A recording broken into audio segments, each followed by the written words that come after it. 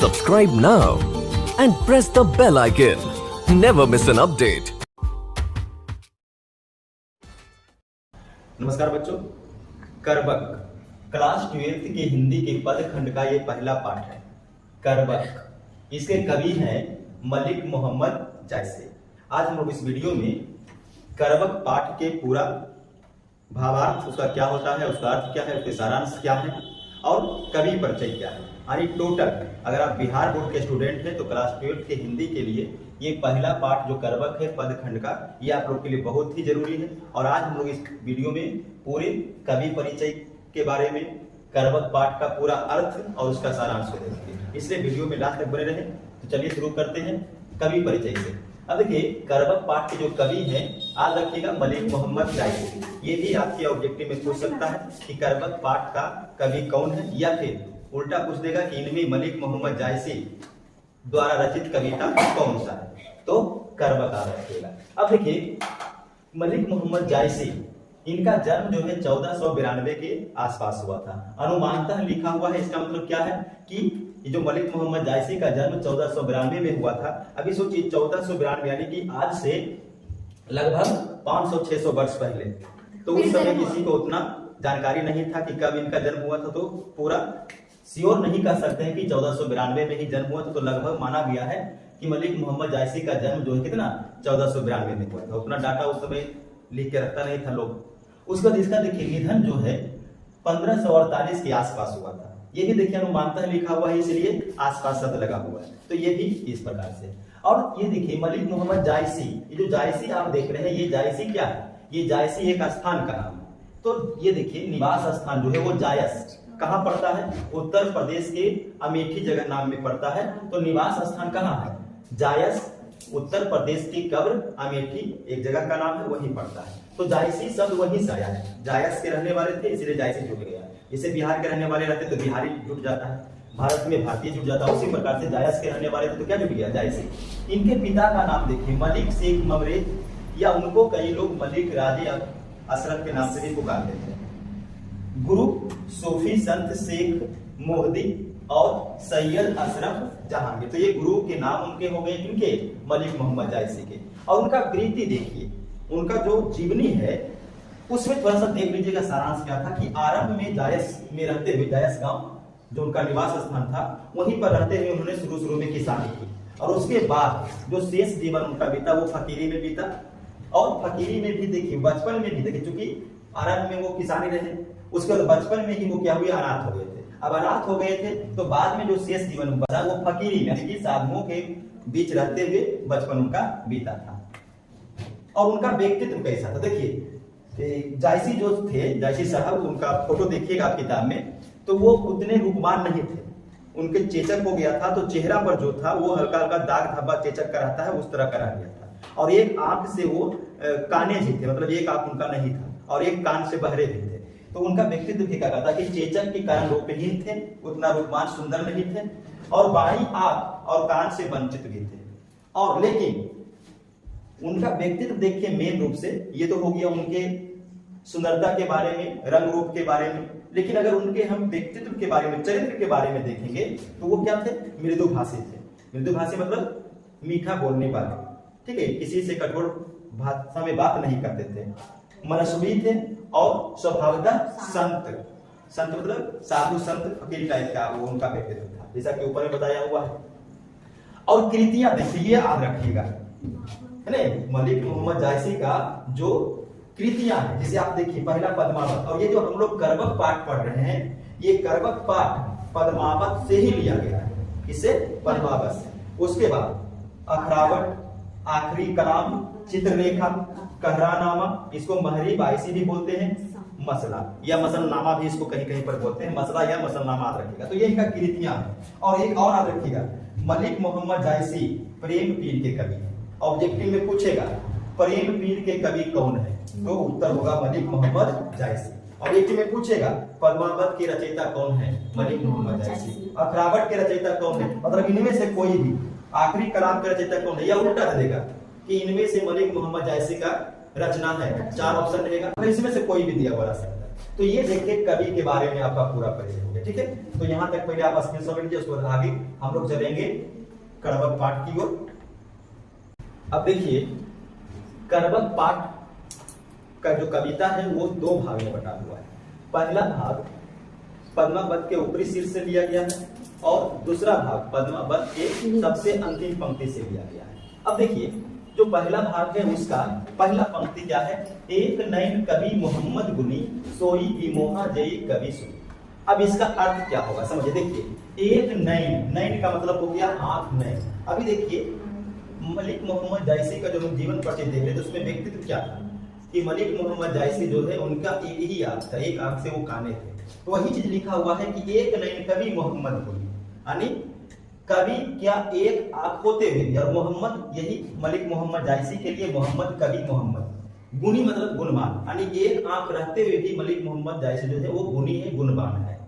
सोई विमोहा, सोई मतलब होता है वही, विमोहा माने मोहित हो जाना, जय जय मतलब जिसने, कवि मतलब कवि और सुनी, यानी कि जिसने भी कवि को सुना मतलब उसके कविता को सुना वो उसी पर मोहित हो जाते हैं। अब समझिए इस पंक्ति का एक नैन कवि मोहम्मद गुनी सोई विमोहा जयी कवि सुनी, इसका सप्रसंग व्याख्या करने की परीक्षा में बोल सकता है या फिर भावार्थ लिखने बोल सकता है। अब भावार्थ में और सप्रसंग व्याख्या में अंतर क्या है? अगर भावार्थ पूछेगा तो हम केवल इतना लिख सकते हैं कि इसमें कवि क्या कहते हैं कि एक नैन कवि मोहम्मद गुनी, यानी कि एक आंख होते हुए भी कवि मलिक मोहम्मद जैसे क्या है, गुणवान है। सोई विमोहा जयी कवि सुनी, यानी जो भी उनका काव्य को सुनता है वह मोहित हो जाता है। तो इतना आप लिख दीजिएगा कि ये उनका भावार्थ हो गया। लेकिन सप्रसंग व्याख्या में क्या लिखिएगा, तो सप्रसंग व्याख्या में ज्यादा कुछ नहीं लिखना है, लिखना आपको इतना ही, खाली ऊपर में एक लाइन आप जोड़ दीजिएगा। क्या जोड़िएगा कि प्रस्तुत पंक्तियां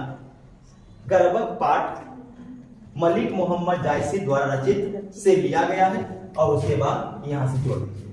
ठीक है, पीछे समझिए क्या लिखना है कि प्रस्तुत पंक्ति पद्मावत के कर्बक भाग से लिया गया है, जिसके कवि या जिसके रचयिता मलिक मोहम्मद जायसी है, और उसके बाद फिर इसको आप जोड़ दीजिए कि इसमें कवि ये कहते हैं। तो वो हो गया सप्रसंग व्याख्या। तो सप्रसंग व्याख्या करने में आपको उस कविता का नाम और उसके कवि का नाम ऊपर में खाली जोड़ देना है, बस।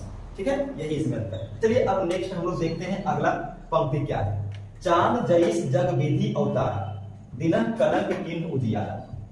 चांद, चांद मतलब चंद्रमा, जैस, जैस मतलब होता है जैसा, जग मतलब संसार, विधि का मतलब क्या हो गया, विधाता यानी ईश्वर, और अवतारा माने अवतरण लेना या जन्म लेना। तो कहता है कि चांद के जैसा जग में कवि को ईश्वर ने जन्म दिया।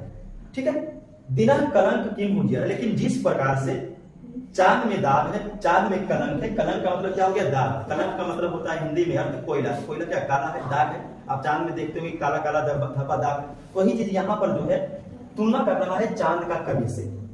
कहता दिना कलंक किन्ह उजियारा, तो चांद में दाग रहते हुए भी वो उजियारा कर रहा है। ठीक उसी प्रकार से जग सूझा, जग मतलब संसार, सूझा मतलब देखा, एक ही नहीं ना। देखिए शुरू में बताइए कि जो मलिक मोहम्मद जायसी थे उनका एक ही आंख था, वही दिया हुआ एक ही नहीं ना, मतलब एक ही आंख से उन्होंने जग को देखा।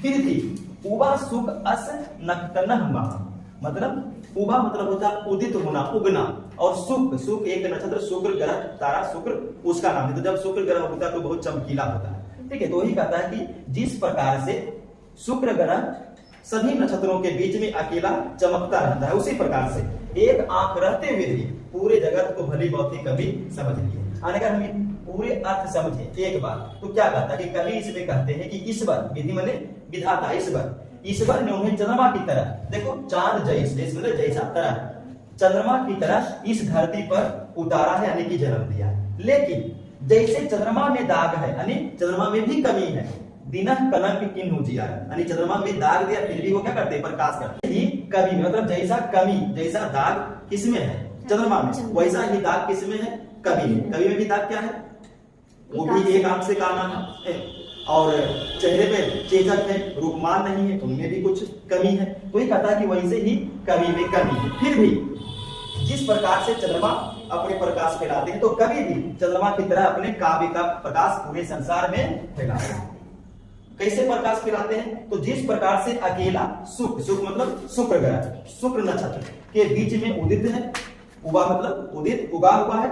उसी प्रकार से कवि ने अपनी एक ही आंख से, देखो जग सूझा एक ही नैना, जग सूझा एक ही नैना मतलब एक ही आंख से पूरे दुनिया को, जग मतलब दुनिया को भली भांति से समझ लिया है। सूझा मतलब देख लिया है, समझ लिया।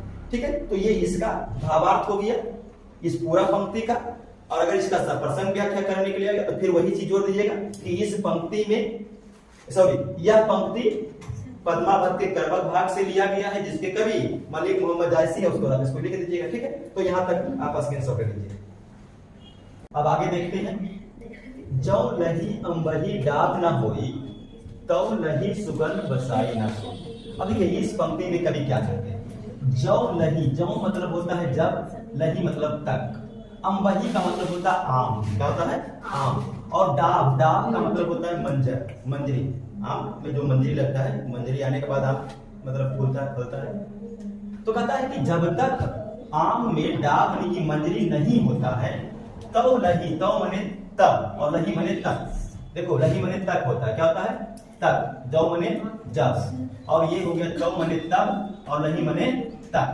ठीक है, तब तक सुगंध बसाई न सोई, तो जब तक मंजरी नहीं लगेगा आम में तब तक उसमें से कोई भी सुगंध नहीं आता है। तो ये बहुत छोटा ही इसका अर्थ है, जब तक आम में नुकीली डाल मंजरी नहीं होती है तब तक उसमें सुगंध नहीं होगी। ठीक है, नेक्स्ट देखिए। किना समुद्र पानी जो खारा, तौ अति भयउ असुझ अपारा। अब देखिए इसमें क्या कहते हैं, किना समुद्र पानी जो खारा, यानी समुद्र का पानी जब खारा हुआ, समुद्र का पानी क्या हो गया खारा यानी नमकीन, तभी, तो मतलब तभी, तभी अति, अति मतलब विशाल, भौ मतलब होना, असुझ अपार, तभी वो समुद्र क्या हुआ विशाल, अपार, असुझ हो गया।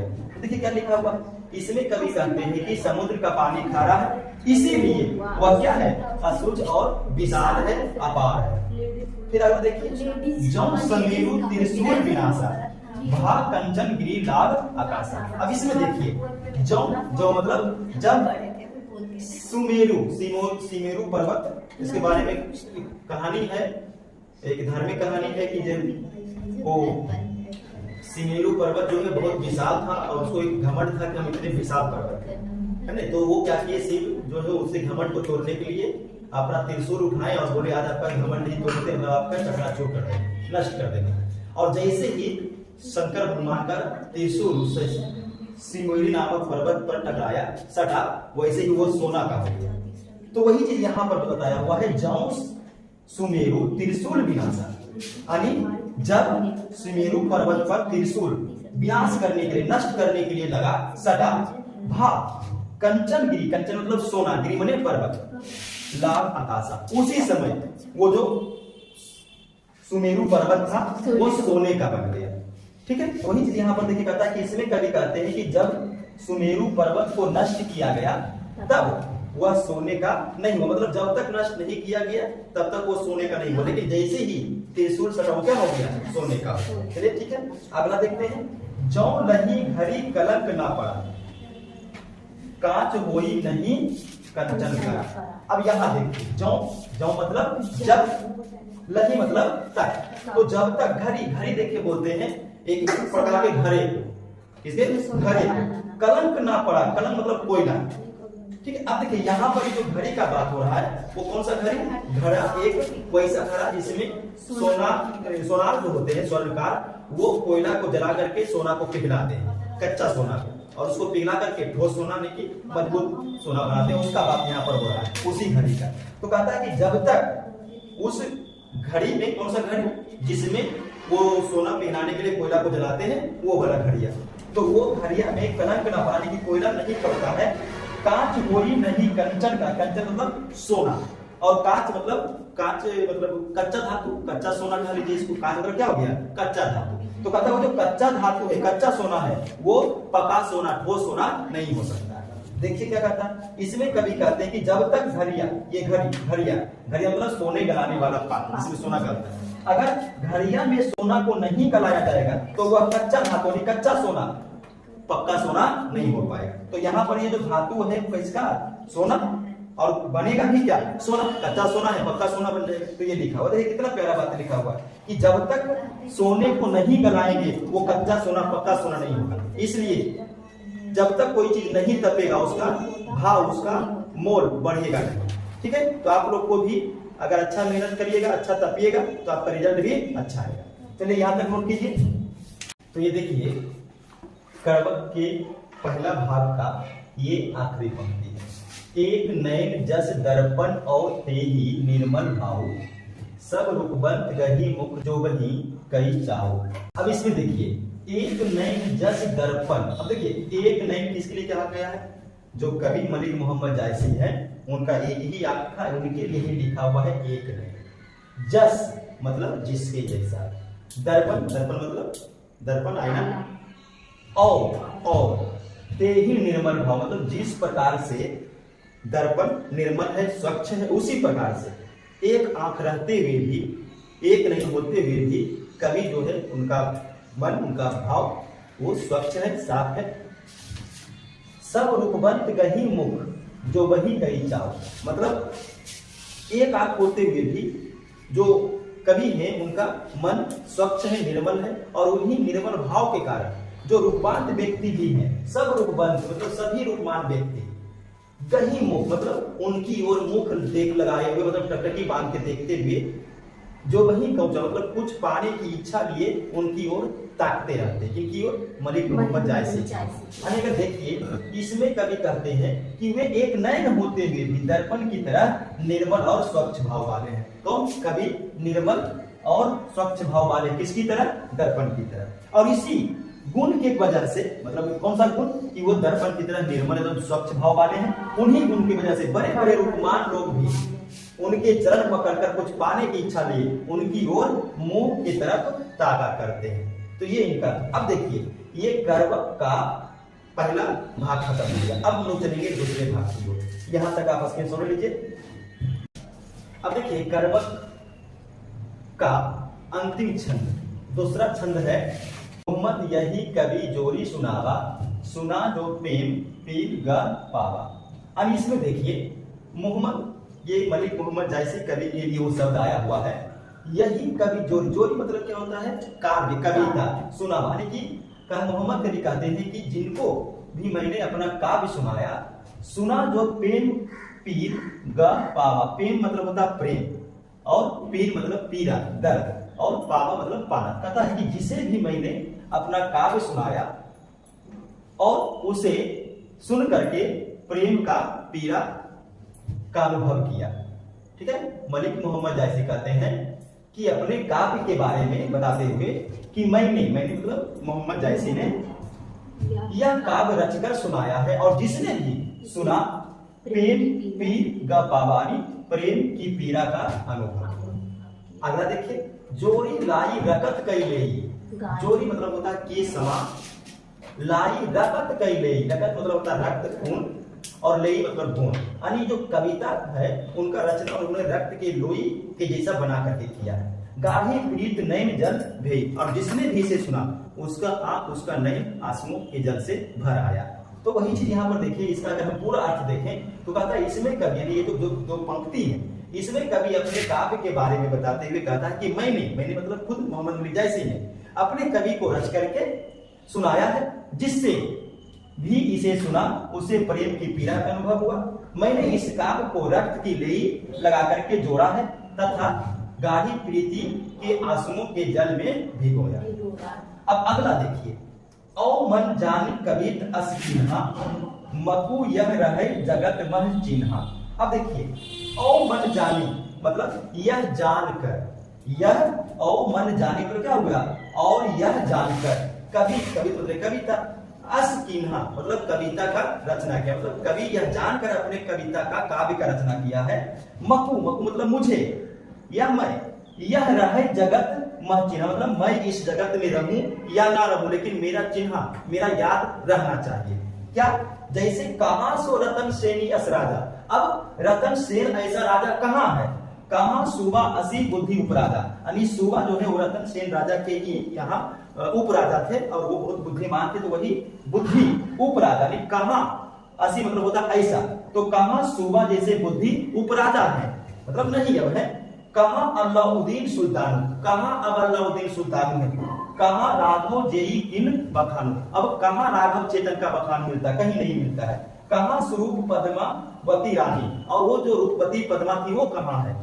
कोई ना रहा जग रही कहानी, अब कोई नहीं रहा है। इतने जो आप देखें, रतन सेन, सूबा, अलाउद्दीन, राघव चेतन और पद्मावत, ये इतने रूपमान यशस्वी लोग थे, बुद्धिमान लोग थे। अब ये कहीं नहीं है दुनिया में, लेकिन फिर भी कहता है कोई ना रह जग रही कहानी, लेकिन जग में जगत में का कहानी अभी भी है। अब इसका पूरा अर्थ देखिए, इसमें कवि कहते हैं कि मैं इस काव्य की रचना यह जानकर किया है, और मन जानी कवि तस्कीना, मतलब यही जानकर के मैंने इस कविता का रचना किया है।